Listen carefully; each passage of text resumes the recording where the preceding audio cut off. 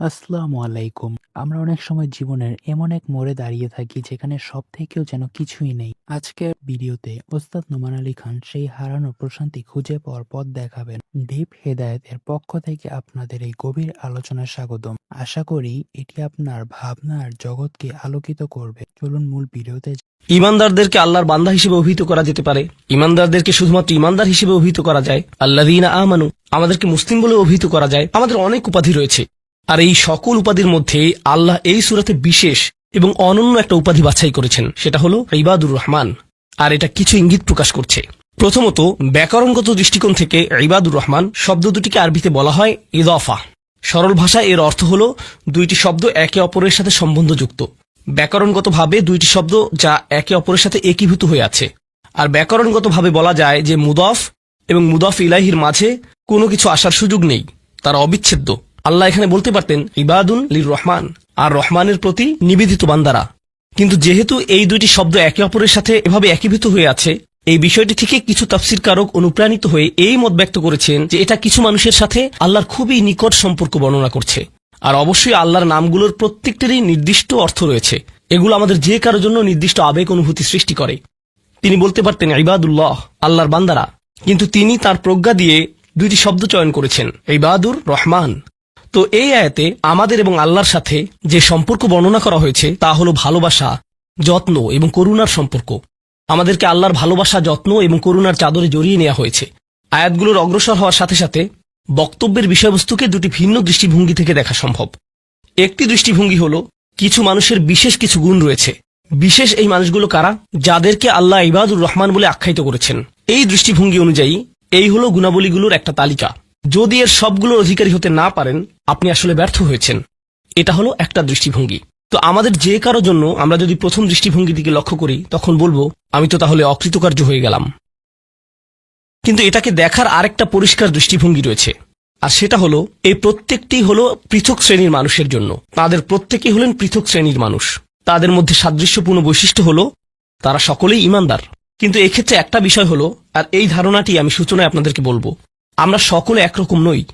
যেমন আজকের জুমার পর এক নারীর সাথে আমার সাক্ষাৎ হয়েছে। তিনি আমার কাছে এসে বললেন, আমি প্রতিদিন 3 ঘন্টা ধরে তাহাজ্জুদের নামাজ পড়ি। আক্ষরিকভাবে এটাই তিনি আমাকে জিজ্ঞেস করেছিলেন, এটা কি ঠিক আছে? আর আমি বলেছিলাম, আপনাকে এজন্য পুরস্কৃত করা উচিত, কারণ অনেকের জন্য নিয়মিত 5 মিনিট তাহাজ্জুদ পড়াও অসম্ভব। কখনো কখনো মানুষের জন্য সময় মতো ফজরের নামাজে ওঠাও অত্যন্ত কঠিন হয়ে যায়। আর এই নারী 3 ঘন্টা নামাজ পড়ছেন।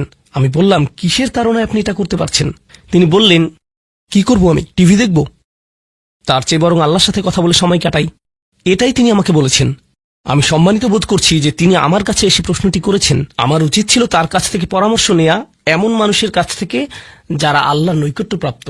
আমি যা বলতে চাচ্ছি তা হলো, আমরা সকলে একরকম নই। তিনি যা করেছেন আমি তা করতে পারবো না। আমি সত্য কথা বলছি। এই নারী যা করেন আমি তা করতে সক্ষম নই, আর আমি তার এই যোগ্যতার প্রতি সম্মান জানাই। আল্লাহ এই অভ্যাস বজায় রাখতে তাকে দৃঢ়তা দান করুন।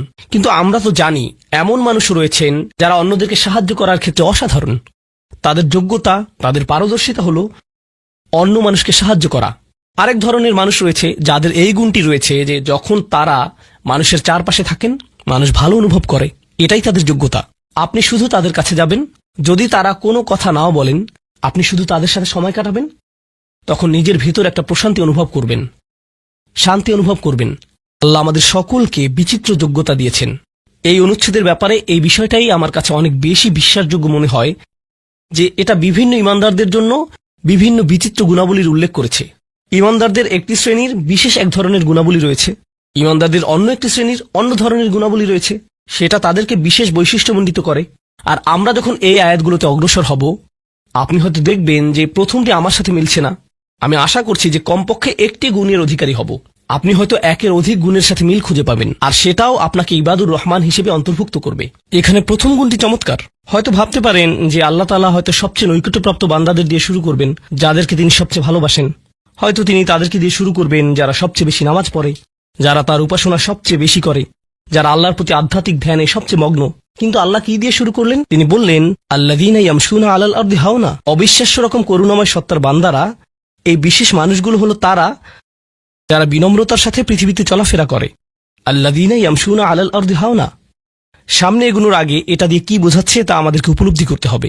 এর অর্থ এটা না যে আপনি যখন রাস্তায় হাঁটবেন অর্ধেক রুকু করা অবস্থায় হাঁটবেন, এরকম ভাবে মাথা নিচু করে রাখবেন আর বলবেন যে আমি বিনয় প্রকাশ করছি। এটা বিনয় প্রকাশ করা নয়। আপনি সোজাভাবেই হাঁটবেন। আপনি মানুষের সাথে তাচ্ছিল্য সহ কথা বলবেন না। আর আলাল আরদি এই ধারণাটি হলো যেখানেই যান, হয়তো ঘরে থাকতে পারেন, হয়তো কাজে থাকতে পারেন, হয়তো শিক্ষা প্রতিষ্ঠানে থাকতে পারেন, হয়তো আপনার কর্মচারীদের সাথে কাজে আছেন, হয়তো আপনার নিয়োগদাতার সাথে কথা বলছেন, হয়তো কথা বলছেন শিশুদের সাথে, অথবা কথা বলছেন বড়দের সাথে, হয়তো আপনার বাবা মায়ের সাথে কথা বলছেন, হয়তো এটা অন্য কেউ, হয়তো এটা মুসলিম হতে পারে অথবা অমুসলিম। যখনই মানুষের সাথে কথা বলেন এক ধরনের বিনয় থাকতে হবে। যেভাবে আপনি তাদের সাথে কথা বলবেন, কাউকে মূল্যহীন বোধ করাবেন না আপনার কথার দ্বারা।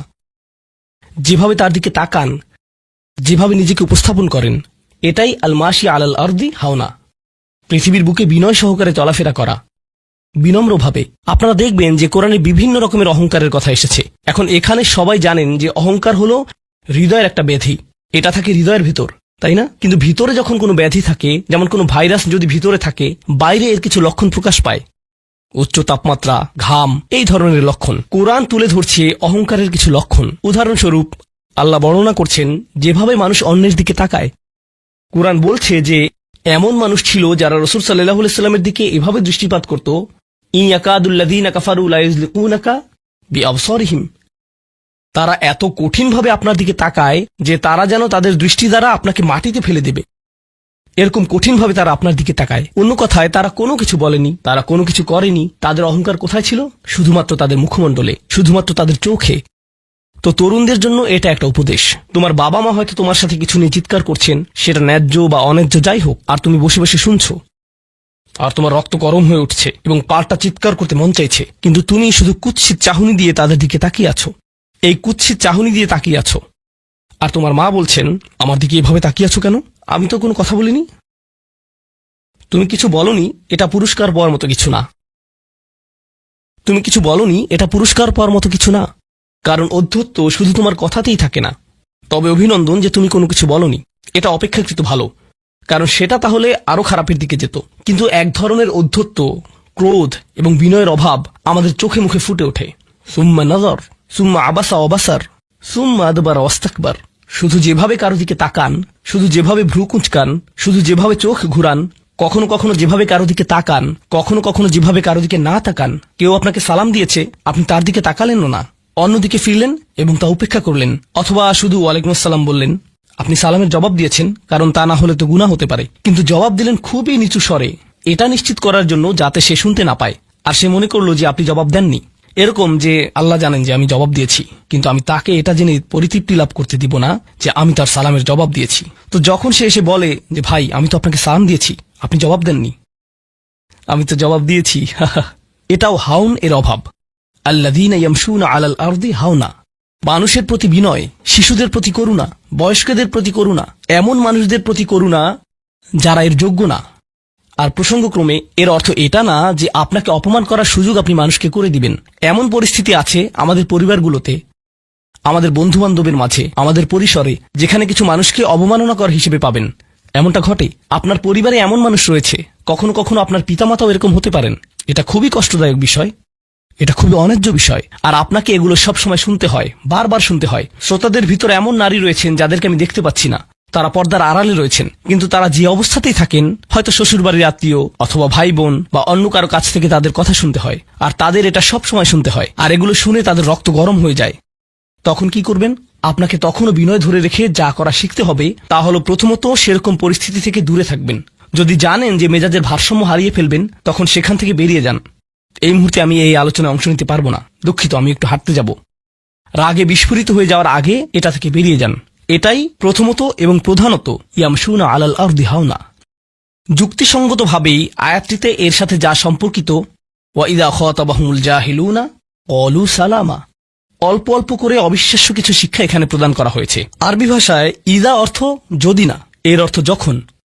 যখন বিরক্তিকর ব্যক্তিরা, যখন সেই ব্যক্তিরা যাদের নিজস্ব নিয়ন্ত্রণ নেই, এরা যখন তাদের সাথে কথা বলে, যখন মূর্খ লোকেরা তাদের সাথে কথা বলে, এখানে বলা হচ্ছে না যে যদি তারা কথা বলে, বরং আয়াতে বলা হচ্ছে যখন তারা কথা বলে। আল্লাহ আমাকে এবং আপনাকে জানিয়ে দিচ্ছেন যে এমন লোক সব সময় থাকবে যারা আমাদের উদ্দেশ্যে কথা বলবে, যারা আমাদের সাথে আলোচনায় অংশ নিবে, যারা আমাদের সাথে ভাব প্রকাশ করবে। তাদের আচরণ হয়তো ভালো হবে না, এরকমটা ঘটবে, এটা এড়াতে পারবেন না। এই ধরনের অপ্রীতিকর অভিজ্ঞতার শিকার আপনাদের প্রত্যেককেই হতে হবে, আমি সহ।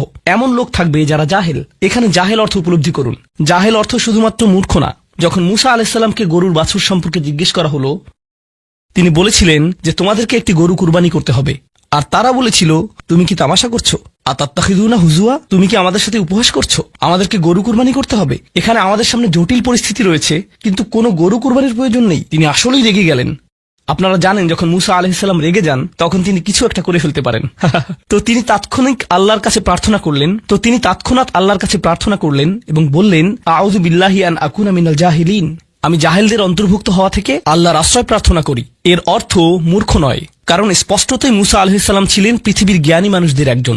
তিনি অজ্ঞতা নিয়ে কথা বলছেন না। তিনি বলছেন, আমি আমার আবেগের উপর নিয়ন্ত্রণ হারানো থেকে, মেজাজের নিয়ন্ত্রণ হারানো থেকে আল্লাহর আশ্রয় প্রার্থনা করছি, এমন জিনিস বলা থেকে অথবা করা থেকে যা আমি এখন করতে চাই, কিন্তু আমাকে নিজেকে সংযত করতে হবে। এখন এই উপলব্ধি থেকে আলোচ্য আয়াতটিতে আসুন। এরকম মানুষ রয়েছে যারা সবচেয়ে জঘন্য কথা বলে, কিন্তু তাদের কোনো লাগাম নেই। কথাগুলো আপনার হৃদয় থেকে এসে মস্তিষ্ক হয়ে এরপর তা জিহ্বাতে যাওয়া উচিত, কিন্তু এই পথে কিছুটা লাগাম থাকতে হবে। আমার হয়তো এটা বলা উচিত না, আমি কিছু একটা অনুভব করছি, হয়তো গালি বের হয়ে যাবে, সেটা গলায় পৌঁছে গিয়েছে, কিন্তু সেটা আমার মুখ দিয়ে বেরিয়ে আসা উচিত না, আমার সেটা গিলে ফেলা উচিত। কিন্তু কিছু মানুষ রয়েছে, তাদের মাথায় যা আসে তাই বলে ফেলে। কারোর সাথে আপনার 6 মাস পরে দেখা হলো কোনো একটা পার্টিতে, ঈদের সময় অথবা অন্য কোথাও, হে আসসালামু আলাইকুম, আপনি তো মোটা হয়ে গেছেন, সবার সামনেই। এটা কেমন কথা? আপনি এটা মনে মনে আনতে পারেন আর নিজের মনে মনে মাশাআল্লাহ বলতে পারেন, কিন্তু সবার সামনে কেন আপনাকে এই কথা বলতে হবে? হেই, তুমি তো কয়েক বছর আগে পড়ালেখা ছেড়ে দিয়েছিলে, এখনো পাশ করনি, এখনো ফেল অবস্থাতেই আছো। মানুষ আপনাকে এরকম কথা বলে আর এটা আপনাকে রাগান্বিত করে। এই অবস্থায় কি করবেন? আল্লাহ বলেছেন, এটা আপনার মনের বিনয় প্রকাশের অংশ। এভাবেই আল্লাহ আমাদের বিনয় যাচাই করবেন।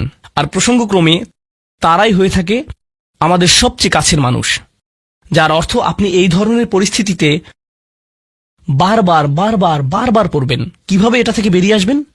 আল্লাহ বলছেন, ওয়াইদা খাতাবাহুমুল জাহিলুনা ক্বালু সালামা। এটা দিয়ে কতিপয় জিনিস বোঝায়। আমি এখানে সেই কয়েকটি শিক্ষা নিয়ে আলোচনা করব। যখন এমনটা ঘটবে, আপনার তাৎক্ষণিক প্রতিক্রিয়া হবে শান্তি, ক্বালু সালামা। এটা দ্বারা বিদায় বোঝাতে পারে। আপনি বলবেন, সালাম, আমি আর এই আলোচনা চালিয়ে যেতে চাই না, আমি সম্মানজনকভাবে আপনাকে বিদায় জানাবো। ও দাঁড়ান, আমার তো একটা মিটিং আছে। এর বাকি অংশটুকু আপনি মনে মনে বলতে পারেন আল্লাহর সাথে দোয়া করার জন্য, কিন্তু এটা তার কাছে প্রকাশ করার প্রয়োজন নেই। শুধু বলুন যে আমার একটা মিটিং আছে, আর সেখান থেকে চলে আসুন, কারণ আপনি এটা নিতে পারবেন না। তারা সেখান থেকে বেরিয়ে আসে সম্মানজনকভাবে, এটা একটা অর্থ। যখন জঘন্য মানুষ আপনার কাছে আসে, বেরুবার পথ খুঁজে বের করবেন। কোরআন এই সূরাতে আরো পরে যা বলেছে যে মাররু কিরামা, সম্মানজনকভাবে তারা এটা অতিক্রম করে চলে যায়। কিছু কিছু মানুষ আছে যারা এমন কথা বলতে চায় যা আপনাকে রাগান্বিত করবে। তারা আসলে এটা করে মজা পায়। তারা কথা বলবে শুধু আপনাকে উত্তেজিত করার জন্য। আর তাদের কেউ কেউ জানে যে ঠিক কি বলতে হবে, কারণ তারা আপনার সাথে আগেও কথা বলেছে। আর তারা জানে যে কোন জিনিস আপনাকে রাগিয়ে তুলে, তাই তারা জানে যে কোন বাটনটি প্রেস করতে হবে আর কিভাবে আপনাকে বিরক্ত করতে হবে। আপনি বসে আছেন, আমি উত্তেজিত হব না, আমি উত্তেজিত হব না, আমি উত্তেজিত হব না, কিন্তু তার কথা শুনে আপনি বিশাল দানবে পরিণত হয়ে গেলেন, যার ফলে সব ধ্বংস হয়ে যাবে। আর সেই ক্ষেত্রে আপনাকে আগে এটা রোধ করতে হবে। আপনি এখানে কথা বলতে পারেন আর বলতে পারেন যে, দেখুন, আমি এই বিরোধ চাই না, আসুন শান্তিপূর্ণ সময় ব্যয় করি, আসুন এই বিষয়টা নিয়ে আজ আর কথা না বলি, এতে অনড় থাকুন। এটা দিয়েও ক্বালু সালামা বোঝায়। আমি আপনার সাথে ঝগড়া করতে চাই না, আমি শুধু চাই আলোচনাটা যাতে কুৎসিত পথে এগিয়ে না যায়। কখনো কখনো আমরা ভদ্রতা দেখাই, আর সেই সুযোগে মানুষ আমাদেরকে অসম্মানজনক কথা বলতে থাকে, এবং আত্মবিশ্বাসের সাথে মানুষকে জানিয়ে দিবেন যে তাদেরকে থামতে হবে, তারা সীমা ছাড়িয়ে যাচ্ছে। এটা সঠিক নয়, এমনটা করা সম্মানহীনতা নয়, শিষ্টাচার বহির্ভূত নয়। আপনি নিজের জন্য রুখে দাঁড়াতে পারেন, কিন্তু এটা শুধু মর্যাদাপূর্ণ উপায়ই করতে হবে, এমনভাবে যা শান্তিপূর্ণ। এছাড়াও সালামা শব্দটিকে অনেকেই অবস্থা হিসেবেও দেখেছেন। অন্য কথায়, যখন তারা জবাব দেয়, তারা পরিপূর্ণ শান্তিপূর্ণ অবস্থায় থাকে। এটা ভিন্ন একটা অর্থ। যখন জঘন্য মানুষের আপনার সাথে কথা বলে, তারা আপনাকে বিরক্ত করে, তারা রাগান্বিত করে, তারা মিথ্যার পর মিথ্যা, মিথ্যার পর মিথ্যা, মিথ্যার পর মিথ্যা বলে, আর আপনাকে সেখানে বসে এটা শুনতে হয় যেন এটা সত্য। আর তারা এটা অন্য মানুষের সামনে বলে, আর আপনি কোনো কারণ ছাড়াই ঝামেলায় পড়ে যান। যখন আপনি জবাব দেন, আপনার জবাব যাই হোক, জবাবটা শান্ত হওয়াটাই উত্তম। যখন জবাব দিবেন আপনাকে শান্ত এবং পরিশীলিত হতে হবে। এটাই কলু সালামা। আর যারা জীবনে এটা ধারণ করতে পারে তারা আল্লাহর কাছে বিশেষ মানুষ, ইবাদুর রহমান। অন্য কথায় এই অনুপ্রেরণাটিকে আমাদের মনে রাখতে হবে। সেই রকম সময়ে যেই ব্যক্তির সাথে আপনি কথা বলছেন সে এর যোগ্য না, বরং সে হয়তো চপটাঘাত পাওয়ার যোগ্য। আপনাদের কেউ কেউ হয়তো প্রতিউত্তর দেয়ায় খুবই পারদর্শী, কেউ হয়তো আপনাকে বিদ্রুপাত্মক কিছু বলছে, আপনি তাকে কথা দিয়ে পিষে ফেলতে পারবেন। ও মাই গড, আপনার মাথায় যে জবাবগুলো আসে, তালিকা করা একাধিক জবাব, আমি কি এ বি সি বলবো নাকি উপরের সবগুলো একসাথে বলবো, আপনার মাথায় এটা চলছে। আর সেই মুহূর্তে যখন আপনি বিরত হওয়ার সিদ্ধান্ত নেন, কঠিনভাবে না বলার, প্রতিক্রিয়া না দেখানোর, শান্ত থাকার সেই শক্তি অর্জনের জন্য আপনার আর আমার অনুপ্রেরণা যা হবে তা হলো, আমি ইবাদুর রহমানের মধ্যে শামিল হতে চাই। আমি ভুলে যাব যে আমি এই অপ্রীতিকর কথোপকথনে রয়েছি, কারণ ঠিক এখনই আমি আল্লাহর সংস্পর্শে রয়েছি আর তার বিশেষ রহমত আমার উপর বর্ষিত হচ্ছে। সেই জন্যই তিনি আমাকে এই পরিস্থিতিতে ফেলেছেন, যাতে আমি তার নৈকট্য অর্জন করতে পারি। এটা আসলে একটা আশীর্বাদ। এই অপ্রীতিকর সঙ্গগুলো আসলে একটা আশীর্বাদ, যাতে আমি তার নৈকট্য পেতে পারি। সুবহানাল্লাহ। ওয়া ইবাদুর রহমানিল্লাযীনা ইয়ামশুনা আলাল আরদি হাওনা ওয়া ইযা খাতাবাহুমুল জাহিলুনা ক্বালু সালামা। লক্ষ্য করুন এরপর আল্লাহ কি বলছেন। দ্বিতীয় শ্রেণীর মানুষেরা, তাদের বিশেষ গুণটি বর্ণিত হচ্ছে। প্রসঙ্গক্রমে এর অর্থ এটা না যে তারা অন্য কিছু করে না, যেমন তারা নামাজ পড়ে না, তারা হালাল খাবার গ্রহণ করে না। এগুলো তো থাকতেই হবে, তারা তো ইতিমধ্যে ইবাদ। এগুলো হলো ইবাদ হওয়ার বাইরের অতিরিক্ত গুণাবলী। দ্বিতীয় মহান গুণটি কি? দ্বিতীয় শ্রেণীর এই মানুষেরা যারা আল্লাহর কাছে প্রিয়, কোন জিনিসটা তাদের বিশেষ মানুষে পরিণত করেছে? ওয়াল্লাযীনা ইয়াবিতুনা লিরাব্বিহিম সুজ্জাদান ওয়া কিয়ামান। যারা রাত্রি অতিবাহিত করে তাদের প্রভুর উদ্দেশ্যে সিজদারত এবং দণ্ডায়মান অবস্থায়। তারা লোকচক্ষুর অন্তরালে গভীর রাতে নামাজে মশগুল থাকেন, কারণ তারা জানেন যে রাতের গভীরে আল্লাহ তাদের সবচেয়ে নিকটে থাকেন। আমাদের অনেকের জন্য এটা অনেক কঠিন।